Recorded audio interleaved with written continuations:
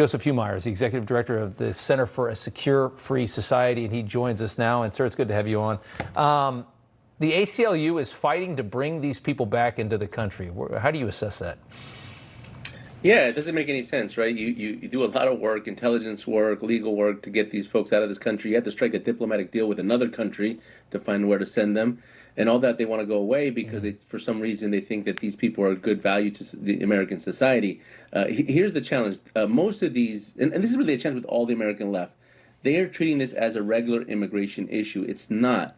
It's a national security issue. The purpose of the Alien Enemies Act was to make it abundantly clear that these gangs were sent here as an invading force to be able to destabilize America. And the proof's in the pudding. They've done that over the last 4 years. You've seen Americans killed, Americans raped, apartment complexes taken over, all kinds of new drugs coming in, not just fentanyl, but other synthetics. And so these judges, I mean, they're kind of like activist judges, and they're basically trying to say, well, none of that matters. What matters, national security doesn't matter. What matters here is our opinion on what is actually an immigration issue when it's not. It's a national security issue. Well, and their whole contention is that I mean, what is it that they contend here? That we're not at war with Venezuela, so you can't have this wartime declaration because there's not a war. That's what they're hinging all of this on. Look, Vietnam didn't have a declared war. Korea didn't have a declared war. In the 21st century, no country declares war on the United States. What they do is they work through proxies, and they send those proxies to destabilize countries. Iran didn't declare a war on Israel, but Hamas attacked Israel on October 7th.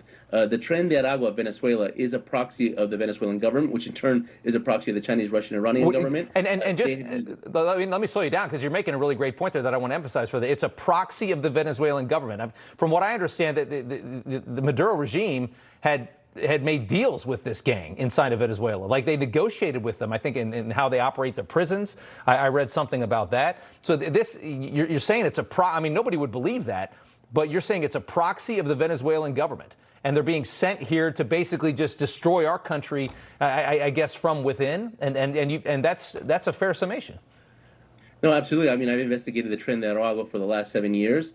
Before they came here, they went all over South America, destroyed many countries in South America. Yeah. And then when they found out that President Biden opened the border after 2021, they came here. If you look at their origin inside Venezuela in 2013, they were created because of the policies and the conditions that the Venezuelan government put inside its prisons, which basically turned them into headquarters for these type of gangs. And then in 2017, give or take, they started sending them abroad. And in 2021, they started sending them to the United States. Right. And just to wrap this up really quickly, I mean, I think that when you watch the left cover this story, they do it with this kind of attitude that these are, oh, I saw that guy's got a weird tattoo. He must be Tren de Aragua. Send him to El Salvador.